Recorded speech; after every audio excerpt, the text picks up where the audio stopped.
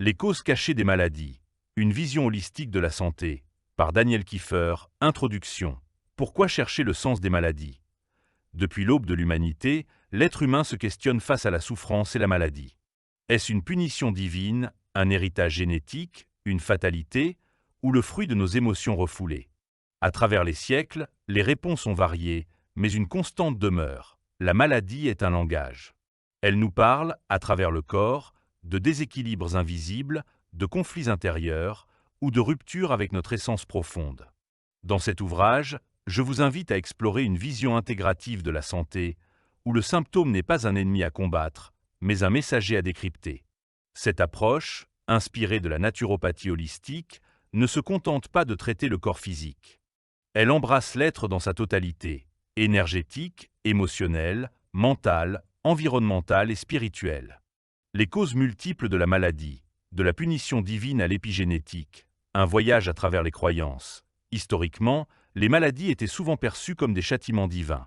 L'Ancien Testament évoque même la transmission des fautes sur plusieurs générations. Mais aujourd'hui, la science nous révèle une autre forme d'héritage, l'épigénétique. Nos gènes ne sont pas une fatalité. Ils s'activent ou se taisent en fonction de notre environnement, de notre alimentation, de nos émotions.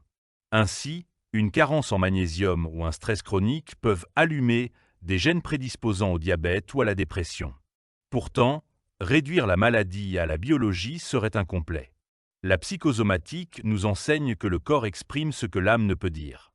Un ulcère à l'estomac pourrait traduire une colère rentrée, une cystite récurrente, une peur de perdre son territoire. Ces liens, bien qu'invisibles, sont palpables pour qui sait écouter.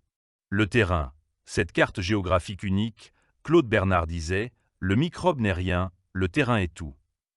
Notre terrain biologique, façonné par l'inné et l'acquis, détermine notre vulnérabilité. Un corps encrassé par les toxines, carencé en nutriments ou épuisé par le stress, devient un terreau fertile pour les maladies. La naturopathie agit ici en priorité, détoxifier, nourrir, revitaliser. Mais le terrain ne se limite pas au physique. Il inclut aussi l'hygiène émotionnelle et l'équilibre énergétique. La naturopathie holistique, 7 plans pour comprendre l'humain. La naturopathie holistique, telle que je l'enseigne depuis des décennies, repose sur un modèle en 7 plans. 1. Physique, le corps dense, avec ses organes et ses fonctions. 2. Énergétique, le souffle vital, circulant dans les méridiens ou les nadis. 3. Émotionnel, le monde des affects, des peurs, des joies. 4. Mental, l'intellect, les croyances, les schémas de pensée. 5. Socioculturel, l'impact des normes sociales et familiales. 6. Environnemental, les pollutions, le climat, les ondes électromagnétiques. 7. Spirituel, la quête de sens, la connexion à l'âme ou au divin. Chaque maladie est une perturbation de cet équilibre. Prenons l'exemple d'une migraine. Sur le plan physique, elle pourrait être liée à une intoxication hépatique. Sur le plan énergétique, à un blocage du méridien du foie. Sur le plan émotionnel, à une colère non exprimée. Et sur le plan spirituel, à un conflit entre nos aspirations profondes et notre réalité quotidienne. Le corps et l'âme, un dialogue permanent, du corps que j'ai au corps que je suis. Notre relation au corps est souvent ambivalente. Certains le perçoivent comme un héritage génétique encombrant, d'autres comme un outil de séduction ou un véhicule temporaire. Cette perception influence directement notre santé. Le corps subit « j'ai mal au dos comme mon père ».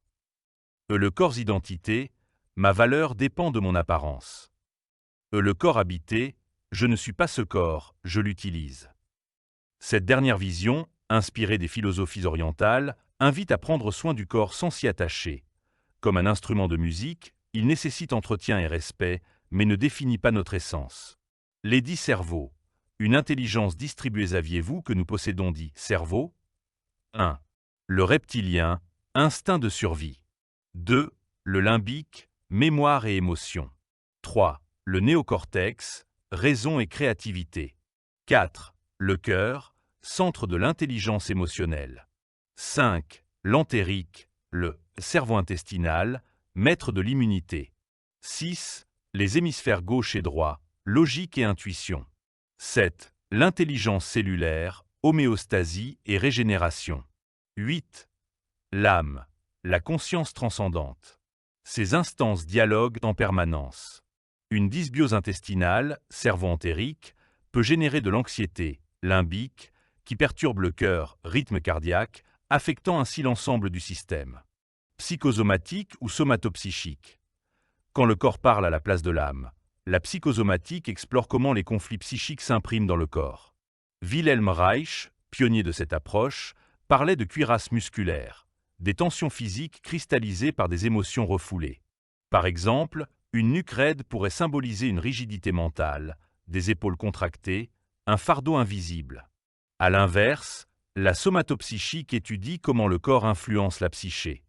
Un microbiote déséquilibré, dysbiose, peut altérer la production de sérotonine, entraînant dépression ou irritabilité. De même, une carence en oméga 3 affecte la fluidité des membranes neuronales, perturbant la cognition. L'effet placebo et nocebo.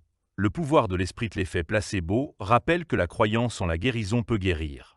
Des études montrent qu'un comprimé sans principe actif, administré avec empathie, soulage 30% des patients. À l'inverse, le nocebo illustre comment la peur aggrave les symptômes. Une personne convaincue qu'un aliment est toxique peut développer des réactions allergiques, même s'il est inoffensif.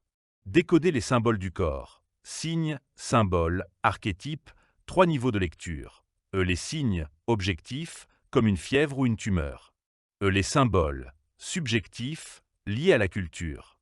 Le cœur symbolise l'amour en Occident, le courage en Chine.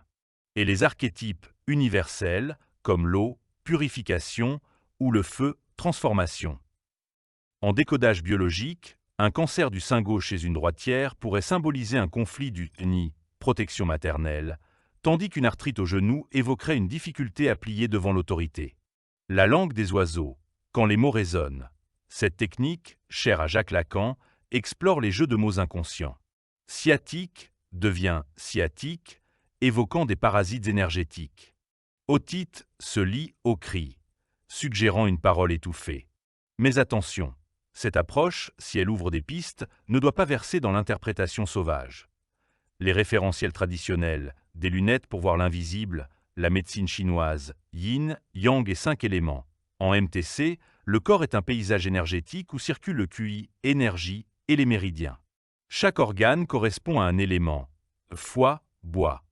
Colère, créativité. Cœur, feu. Joie, amour. Rate, terra. Rumination, soucis. Poumon, métal. Tristesse, lâcher prise. Rein, eau. Peur, vitalité. Un excès de yang, feu, se manifeste par inflammation, agitation. Un excès de yin, eau, par frilosité, léthargie. L'acupuncture rétablit l'équilibre en stimulant des points précis. L'Ayurveda, les 3 doshas et les chakras. Selon l'Ayurveda, nous sommes gouvernés par 3 forces, dosha. Vata, air, éther. Mobilité, anxiété. Pitta, feu, eau. Digestion, colère. Kapha, terre, eau. Stabilité, léthargie. Les chakras, centres énergétiques, relient le corps et l'esprit. Un blocage du chakra racine, Muladhara, peut générer des peurs existentielles, tandis qu'un chakra du cœur, Anahata, déséquilibré mène à l'isolement émotionnel. L'alchimie. Transformer le plomb en or. Les alchimistes cherchaient la pierre philosophale, symbole de la transformation intérieure. En spagyrie, médecine alchimique, les plantes sont transmutées pour libérer leur essence curative. Par exemple, le soufre représente l'âme, le mercure l'esprit, le sel le corps. Guérir, c'est réunir ces 3 principes. Vers une médecine intégrative, le rôle du naturopathe, éducateur de santé. Le naturopathe n'est ni un médecin ni un guérisseur, mais un éducateur. Son rôle est d'accompagner la personne à retrouver son autonomie. Prévention primaire, alimentation, gestion du stress. Complémentarité, travailler avec les médecins, les psychothérapeutes. Régénération, jeûne, phytothérapie, technique respiratoire. L'humilité face au mystère. Aucun référentiel ne détient la vérité absolue. La maladie est un puzzle multidimensionnel, où chaque pièce, biologique, psychologique, spirituelle, a sa place. Comme le disait Carl Jung, le médecin efficace est celui qui sait être humble devant l'énigme de la vie. Conclusion. La maladie, une invitation à grandir. La maladie n'est pas un échec, mais une opportunité.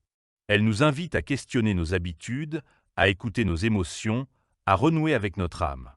En intégrant les plans physiques, énergétiques et spirituels, nous pouvons transformer la souffrance en chemin de croissance. Comme l'écrivait Khalil Gibran, « Beaucoup de votre souffrance est par vous-même voulue.